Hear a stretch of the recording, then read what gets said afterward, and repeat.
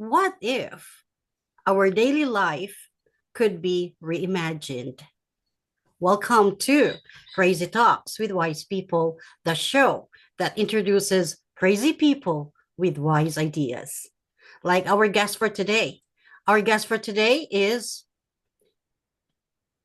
Hans. According to him, it's Hans Hartman. He's a Yes. producer, inventor, designer, dad, husband, and most importantly, a devout Christian. Oh, wow. Welcome, Hans, rather. Welcome to Crazy Yes. Talks with Wise People. Thank you, doctor. Yes. Thank you. Anything else that you would like to add to the introduction that I just made? No, I think you kind of covered it. I think that as we begin talking, you'll come up with other things that you want to know about this crazy person of me.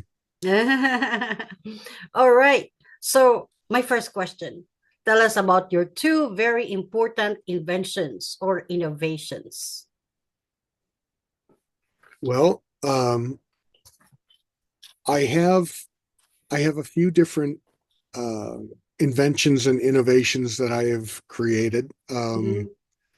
First thing that I got patented was the world's best ice cream scoop, which Mhm. has been sold through the Museum of Modern Art and on different websites. And it's available on my website, which is Hartman Made. So Mhm.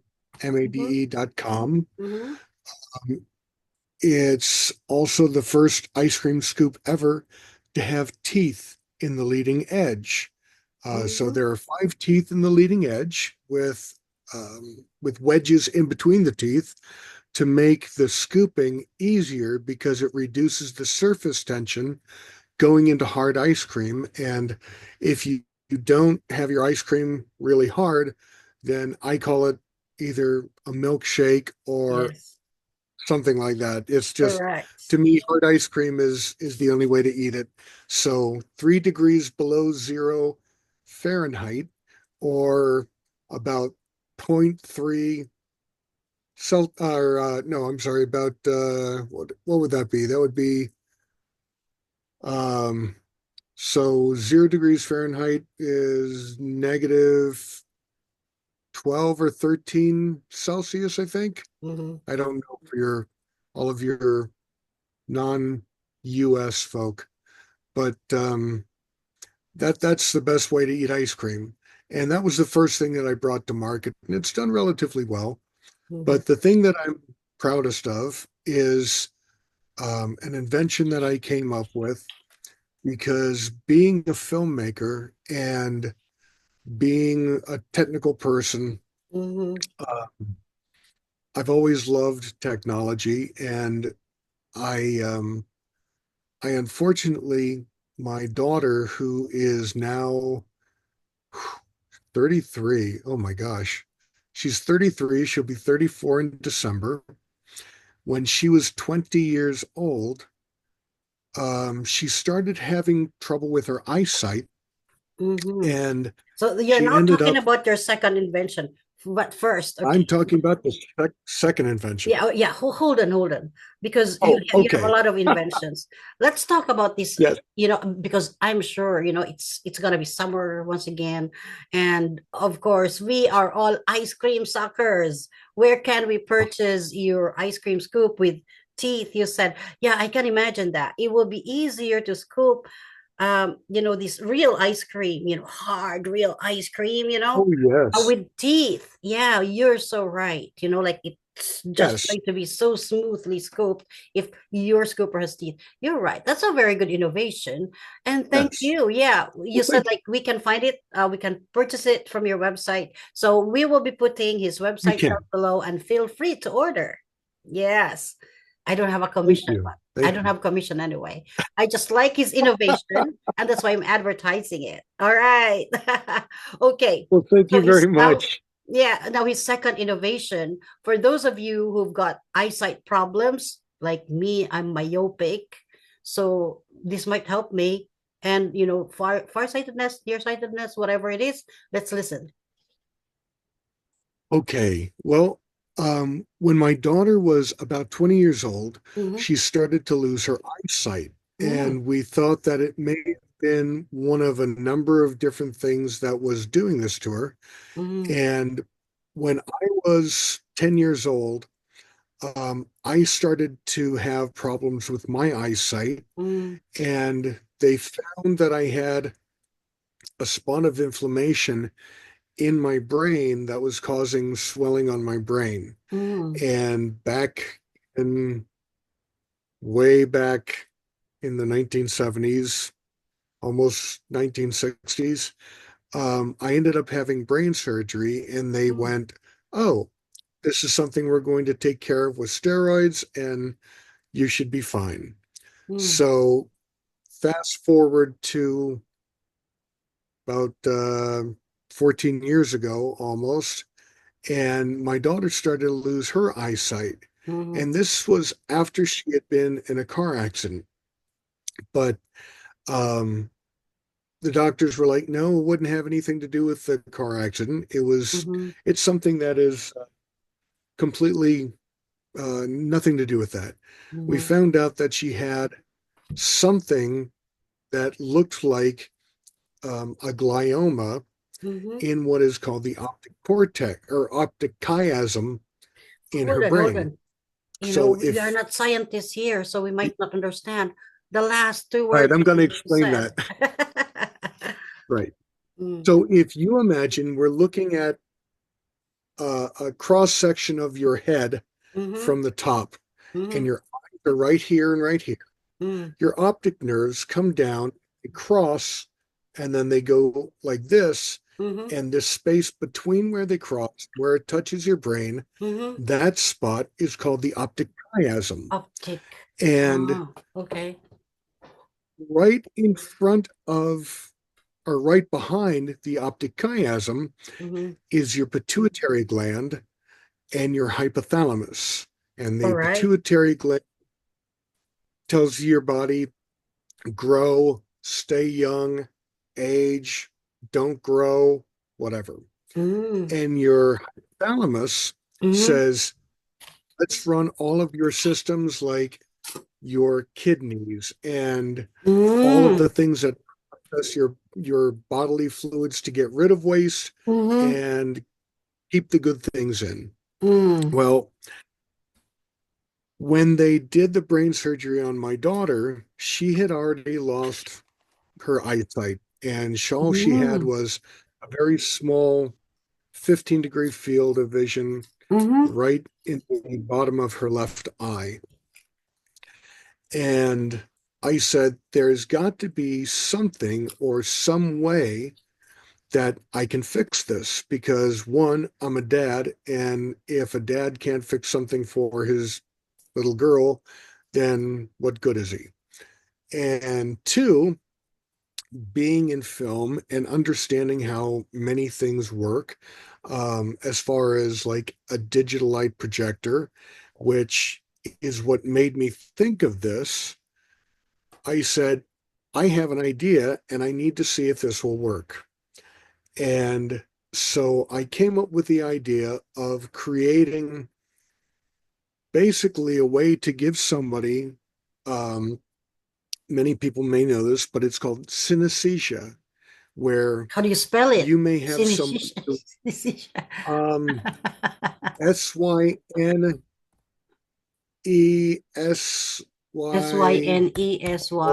I'm not sure, just Synesthesia. Something like synesthesia. Yes, but synesthesia. basically what that Mm-hmm. is there are people whose brains are wired the wrong way, and Uh-huh. they make music and it causes them to see a color, Uh-huh. or they may smell a rose Mm. and they hear music, Mm-hmm. and it just the wires in your brain get a little bit crossed. So I said, I wonder because um, if you put anything into the brain Mm-hmm. has a very complex system of protecting itself. Uh-huh. And if you put something into the brain will kill all of the cells Mm-hmm. around whatever is in your brain Mm-hmm. and cause it to calcify or Oh. scar, Uh-huh. kind of protect the rest of the brain from Mm-hmm. whatever is inside the brain. Mm-hmm. And especially if you have electrical signals going into the brain, there are very few places inside the brain where the brain does not start to break down if you introduce electrical signals. Mm-hmm. And my thought was, if you put something in the brain, it sounds really, really expensive. And Yeah. I want to be able to find a way to help people Yeah. and make things affordable. Mm-hmm. Because, for instance, yesterday, I looked at the cost of what a cochlear implant for Mm-hmm. somebody who has, they have the thing up here so they Yeah. can hear. Right. Yeah. And it's very obtrusive. It's like a big cap looking thing Yeah. here and then Yeah. Uh-huh. Yeah. Uh-huh. to a hearing aid. And so I thought to myself, there's got to be a better way. And that thing cost about 200,000 US dollars Mm-hmm. to get for Mm-hmm. one side. It's not even, for both sides of your ears. So um, I started looking at different ways that the body can interact with electricity. Mm-hmm. And the best way is through your skin. And if I had not actually copyrighted a technical paper on what I'm telling you, I couldn't tell you because, then I'd just be giving it away. Right. But here's the beautiful thing. I did copyright this, so Uh-huh. I'm not really worried because I still have some things that are trade secrets that I'm going to be patenting, and I'm not going to talk about those directly. But basically, the way that my prosthetic that I have developed, and it's called the Insight. And if you look it up online, you won't find it because it's not online. Um, I haven't really put it out there too much. In fact, this is the first interview that I'm doing talking about the Insight. But what we figured out is if you take the the same electrodes that are used inside of, for instance, a prosthetic arm or a leg or something, a hand, whatever, there are all of these little, what are called thin film electrodes, Mm-hmm. and they're mounted inside of the prosthetic.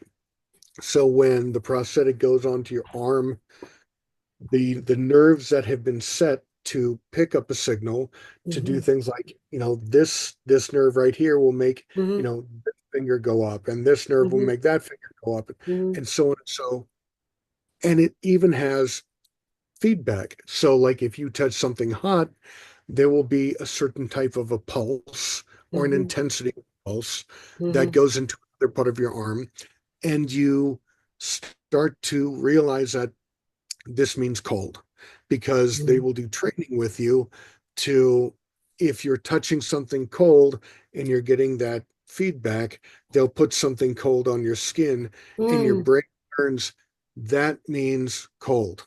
Mm-hmm. And the brain is the best computer in the world. We're all trying to Yeah. get to Right. to Yeah. Yeah. Mm. trying to get to the quantum computing, but right now we have the best computer in the world, and that computer is something that is being, used all the time. So I can see, I can talk, and we can just get through everything in our day-to-day lives.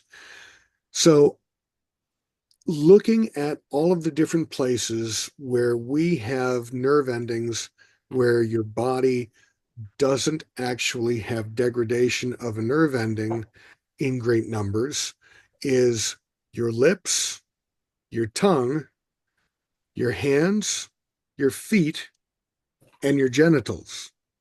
The next place is under your hair on your scalp. because for every single hair that we have a muscle called an erector pili muscle, and there are several nerves that actually correspond with all the hairs on your head. So if you just barely brush any hairs on your head, you'll be able to feel that there are things going on underneath your scalp. So what I did was I said, okay, let's take the concept of the digital light processor or the DLP and take the way that it processes a signal and change that around a little bit. So we would take, and each one of those electrodes would have either intensity, duration of a pulse, or the frequency of the pulse. Mm-hmm. So we have three different ways that the pulse is being sent to that particular nerve ending, Mm-hmm. or to the nerve endings, um, or the electrode that goes to the nerve endings. Mm-hmm. So let's say that you have something that's going um, like this, but it's going really hard, or um, it's lasting a long time, and it's a very hard pulse. Mm-hmm. That would be something that would be brighter. Something that is barely touching and barely going bump, bump, bump, bump, bump would be something that would be darker. Well, now if we take and we do the same amount of pixels as a standard HD TV, which is um, uh, 720 by 1940 or 740 by 1920, something like that, number of pixels, it actually makes up a Mm-hmm. picture that you can see. Oh. Now, if we Oh. take that picture and we put it onto something about this big, Mm-hmm.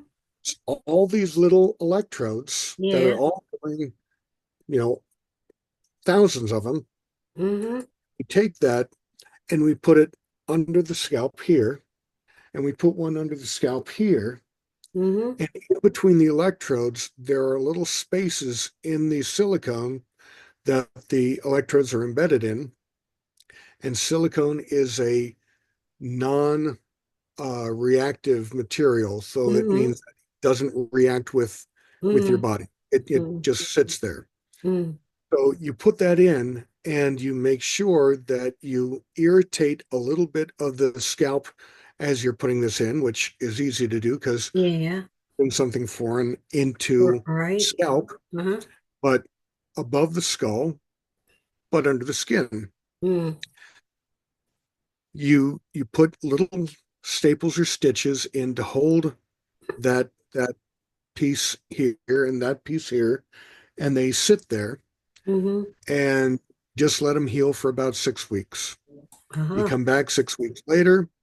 Now you're ready to start working and learning how to see again, Oh. because you would have a pair of glasses, and in the glasses, you'd have a camera here and here, Yeah. and in the glasses themselves, Mm-hmm. there would be a small computer Mm-hmm. that would process the signal from both lenses, Mm-hmm. and it would send it to the arm of the lens Oh. to something right here and right here Mm-hmm. that is a special type of adapter, Wow. and it would go to behind your ear, and it would magnetically go click, and it would hold in place.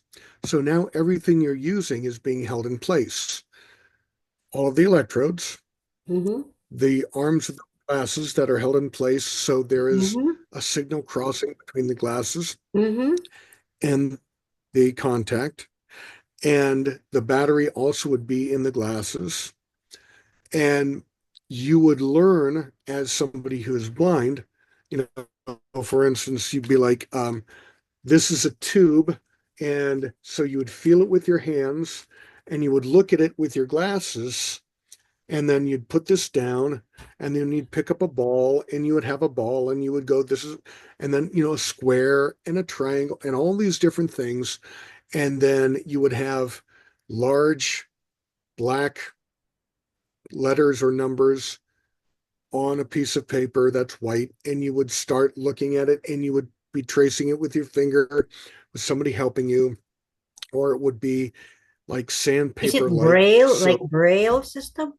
it's not braille, but it is a way that your body, just like people can use their fingers to read braille, Mm, people will be able to use the underside of your scalp and all mm-hmm, of the little nerve endings in your scalp to be able to put that picture together. So instead of, um, and I know this is going to sound horrible and funny at the same time, but um,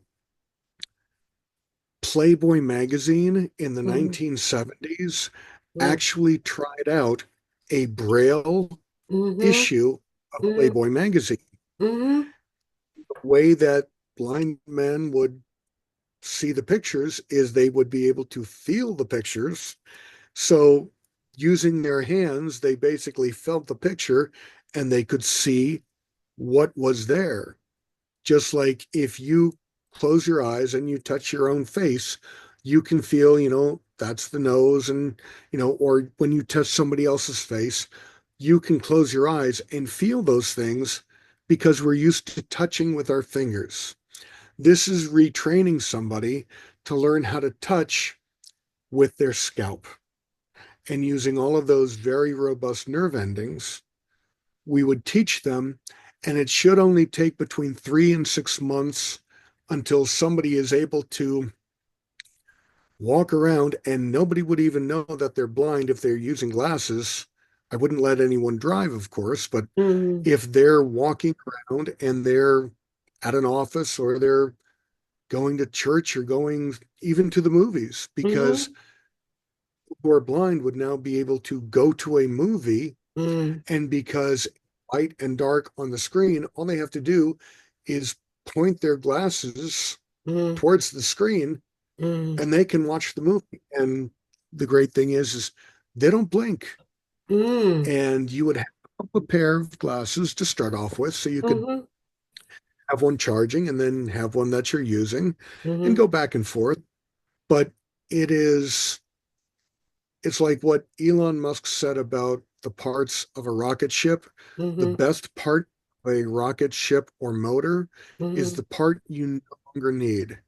mm-hmm. And by getting rid of all this deep brain stimulation, by getting rid of this horribly expensive Yeah, yeah, intracranial right, surgery, all right, that, yeah, it brings the price way down. yeah. And Okay, so how did you my thought is, manufacture that? go ahead. How did you manufacture Well, that? I actually am working on the proof of concept and the prototypes, Mm-hmm, and everything is going the right way.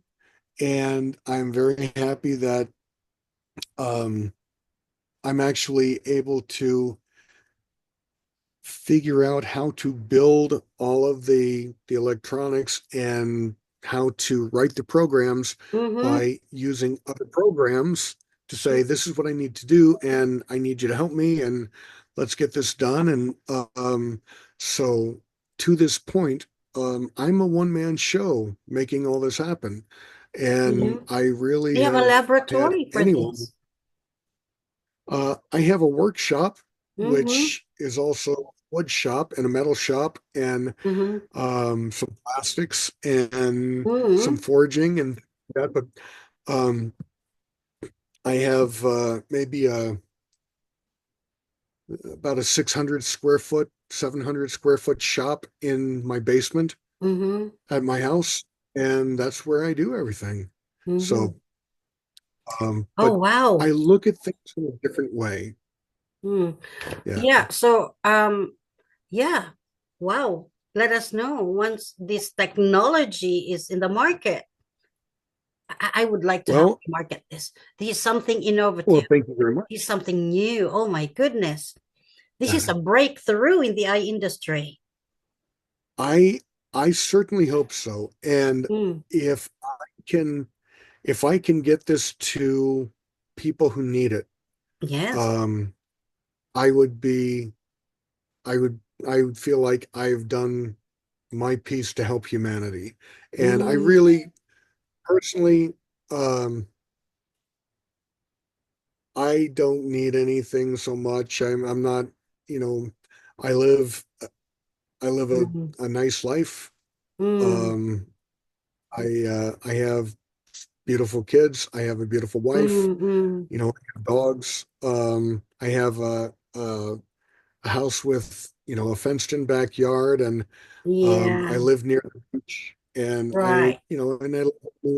I live in New England, in Connecticut, In Connecticut, in yes. the U.S., Yeah, in that is England. that is a very Um, posh city. Yeah. yeah, I mean Yeah. it's Right. um, Yeah. So you were talking about house, right? You're living in this house. You were talking about house. And your third yeah, invention is an economical but sturdy home. Hmm. You know, yes, this is very timely. This is very timely because a lot of people would like to downsize and they would like to be economical and at the same time spend their money wisely. It has to be sturdy, decent, absolutely. elegant. Right, share us about that. Well, back in 1978, there was a gentleman named Robert Poland. Mm-hmm. He went by Bob. So Bob Poland, very, very nice man, very smart man. Mm-hmm. Um, he woke up one night and he went outside and just kind of, I want to say he woke up sitting at the breakfast table, um, and he was looking down at his paper that he had at the table, and he had a pen in his hand, and he was just like doing this and making lines and so on and so on. He had all of these numbers and figures written down in the side of the paper, and um, it all worked. And the way that a Poland dome, which is not a geodesic dome, because a geodesic dome is, um, you can always tell a geodesic dome because there are no vertical walls in the exterior of the building anywhere. Whereas with a Poland dome, there are 8 exterior walls that are vertical. And if you look at a Poland dome, the typical shape of a Poland dome is a square with the corners cut off to make smaller corner walls. But Mm-hmm. those are vertical. Vertical. And then Mm-hmm. from there, and I'm going to show you a picture real quick. So Ah, uh, yeah, I like pictures. from there, from there, uh, the dome from the vertical walls, it either goes up and it goes into a square section or a rectangular section, Mhm. which typical domes don't have. And then all of the end corners, or all of the corners, um, they're all um, they're all made out of triangles. So you have the triangles that are, and I'm sorry, I had this. Oh, here it is. There we go. And I'm going to ask you to forgive me for the picture, but it's something that I took a picture off of my, oops, Uh, open up. you, you, Oops, not, yeah, um, that there, one. Ah, there we go, all right. right there. Oh, So it right looks like a here, cave or something. this, It looks like a hobbit's well, house. it does. It actually does. And the thing that's funny about it is that from the outside, Yeah. the structures look very small. Yeah. Hobbit's house. On the inside, uh, on the inside, mm. they're cavernous.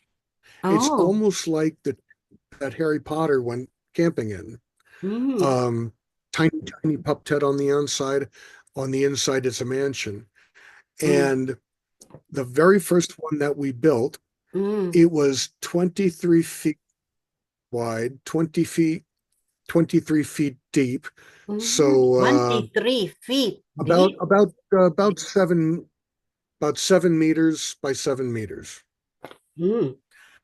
And it's 860 square feet, thereabouts, 60, Mm. 864 square feet.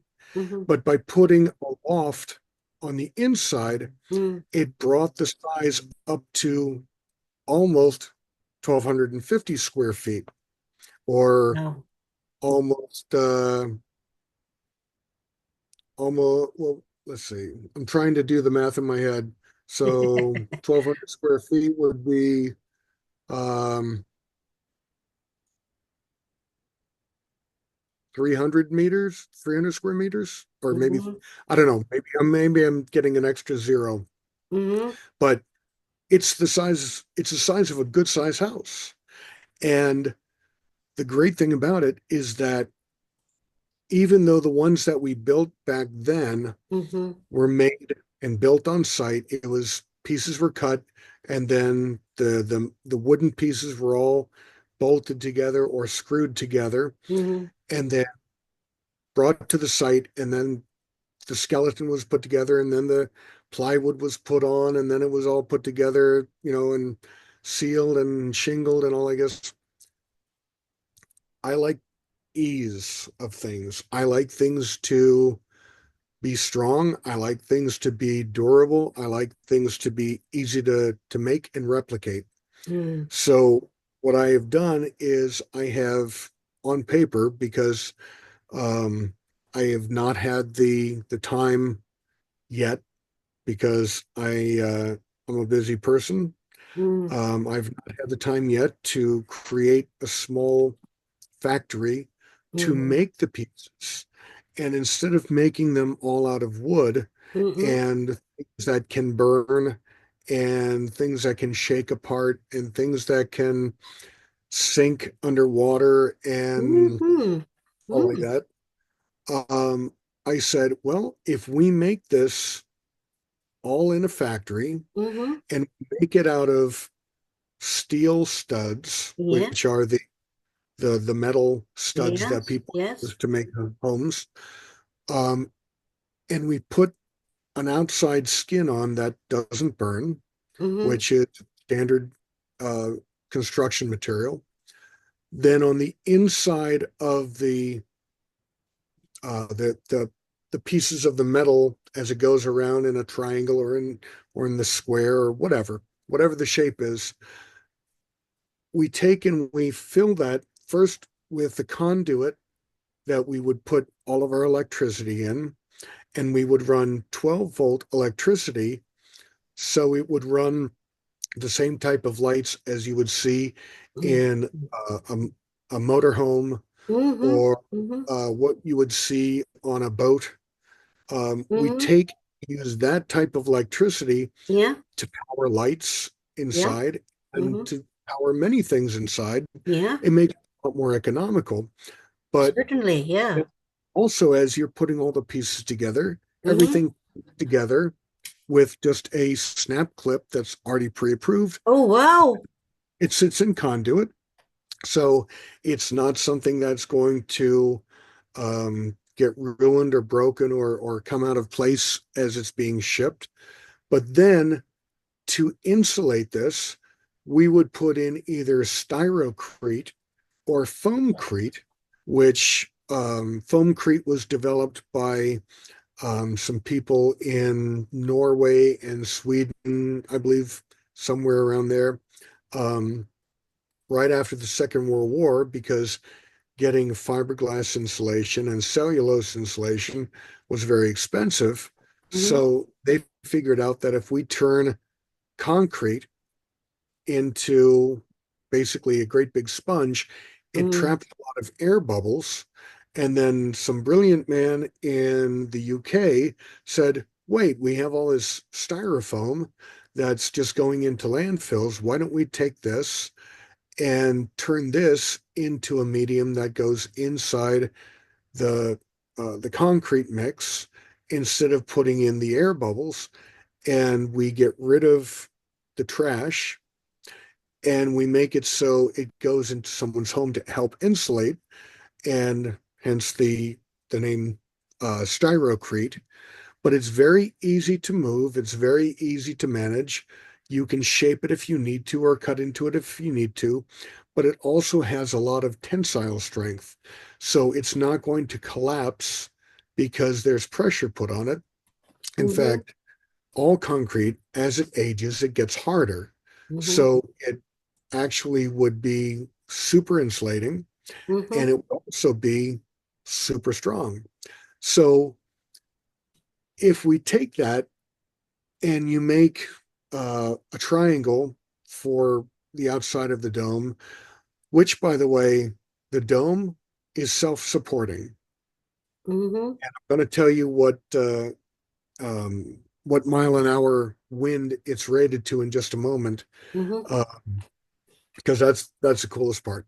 mm-hmm, But if, for instance, you have somebody and they have to pick up one of these triangles that weighs, I mean, that's 4 feet high, mm-hmm, or like